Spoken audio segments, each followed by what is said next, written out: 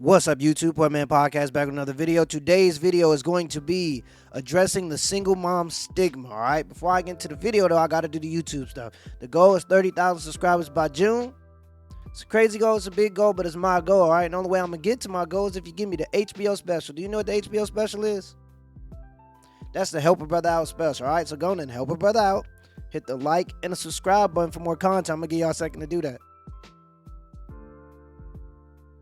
All right, now let's get into the video. Addressing the single mom stigma. Let's see what they got to say. As you know, as a political commentator, single moms get a bad rap. And they've been Absolutely. used as political punchbags, Yeah. like we are just the dredge of the United States. I was married to a very wealthy man. I got a divorce, walked away from $1 million lifestyle in South Florida because that was the best thing to give to my son, was a better life, not with him.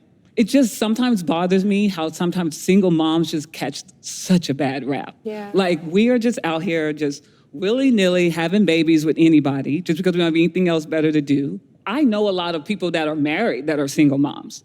Because people... Interesting.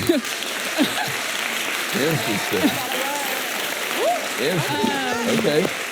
No, I mean, I'm very serious. I have a lot of friends who are married to very wealthy men, and they're married to the lifestyle.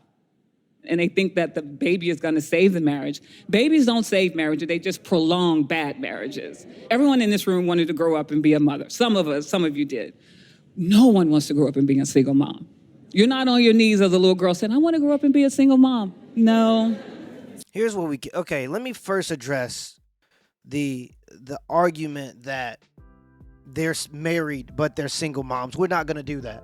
Okay? No, they're not married and single mothers.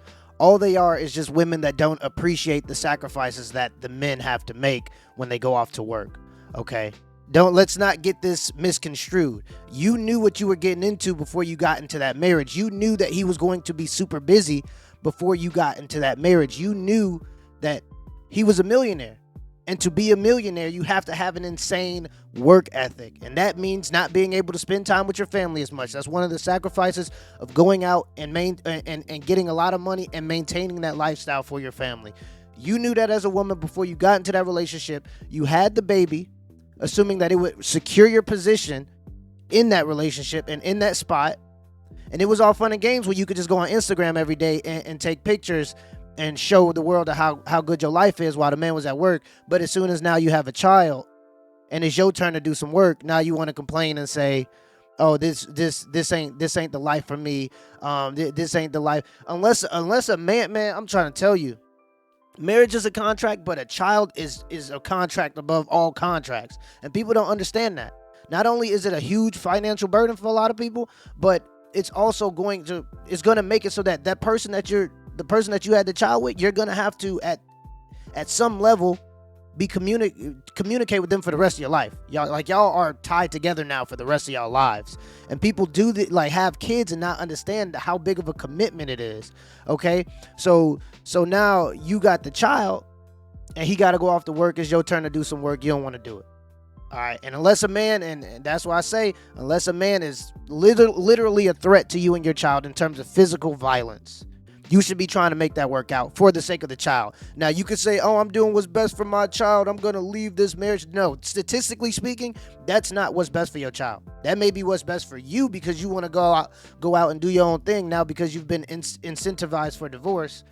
And I'm happy she said that she chose to leave, because women have to understand that, yes, there are single mothers that are widows and that a man left and decided to start another family with another woman. That happens, but that is the very small minority. Okay, 78% of black children in America are born out of wedlock. So I don't want to hear the whole I was married and okay, you're the 1%. You're the 1 or 2% of special people that have been married and the man chose to go off with another woman. 80% of divorces are being filed by women. All right, so it is the women that are leaving marriages, not men. And why are they the ones leaving marriages? Because they're incentivized to. They want to go out and live this life they see on Instagram, and they ain't ready for the commitment that they signed up for. They wanted the money, and now when it's their turn to do a little bit of work, now it's, oh, I got to do what's best for my child and leave this marriage. Let's continue the video. Excuse me, my name is Lisa. I have, I think, a unique experience. I have 3 sets of children. They range from 35 to 11. My children all have separate fathers. I have been very fortunate that with all 4 of the children and the 3 fathers, they have partnered with me every step of the way. A lot of people often have said that being divorced has actually made parenting more difficult. Has that been your experience? It's made parenting better for me. Wait, say that again so that people hear. It's made it better for me. I mean, being divorced. Because I still get to explore things that are important to me. I now have 50% of my time free to focus on things that are important to me. If I was a full-time mom, I couldn't do that. I would be on a soccer field every weekend. I would be at basketball lessons and tutoring sessions. But because we split that partnership 50-50, I have a lot more time to focus on things that are important to me. I just wanted to say, you said that nobody decides that they want to be a single mom. But for me, some of us, that's just not true.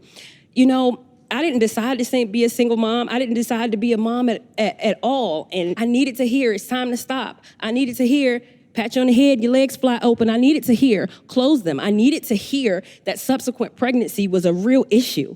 I'd never heard of that. I needed commentators. I needed Healthy Start. I needed people, places, things to say, hey, because I didn't choose to be a mom. I said, thank you, and a baby was a result. I said, I need somewhere to be tonight. You understand?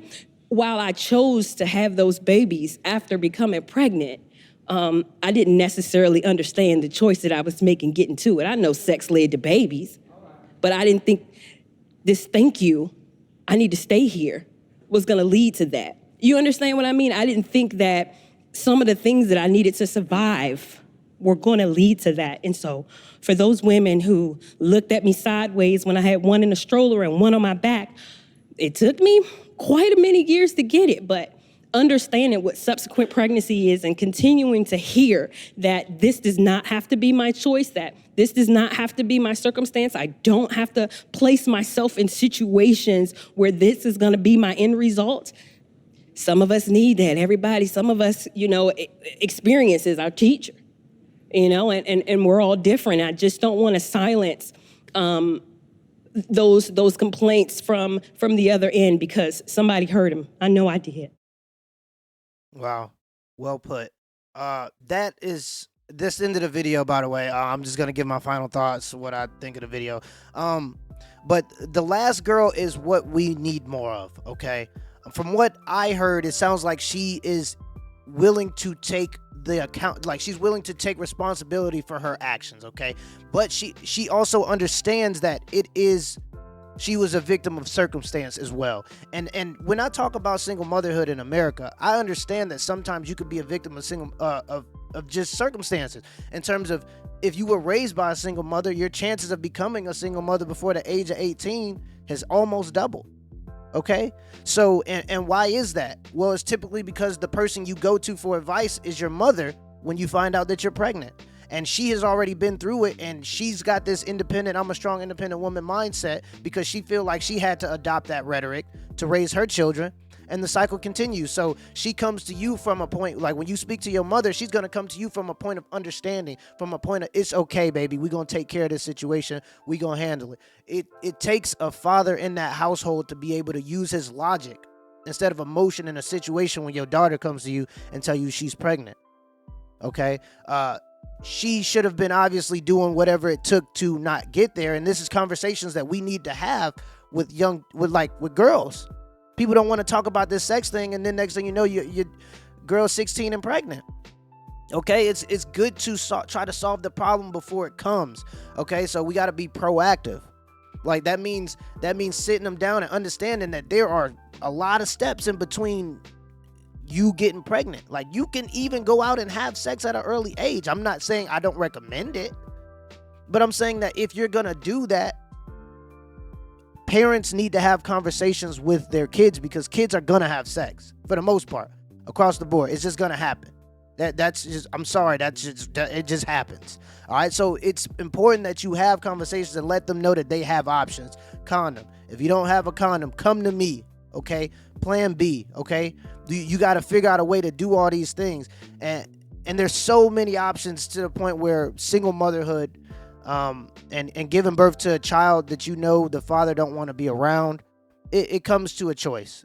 Okay, and if you've made that choice, you have to own up to it, but let's not glorify it. That's what we can't do as a culture in terms of black people, in terms of Americans, because it's starting to become a thing where we have to try to glorify it, because every single mother in the world tries to act like that's the best thing. It's the best thing since sliced bread, and we know that they're lying.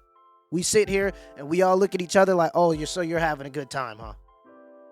It's like it's when they do the thing like, oh, I'm proud to be single mother, independent, this and this and that. All the men are just looking around at each other like, it's like when a kid doesn't know how to lie. They're at the awkward age where they haven't really learned how to lie yet. But they're practicing. They're just not quite good. And you know that they're lying, but they don't know that you know that they're lying. And that's how everybody look at single mothers when they try to glorify this lifestyle. Okay, so we can't get to the point where we're trying to glorify being single motherhood. All right, we gotta nip that in the bud, y'all. Till next time.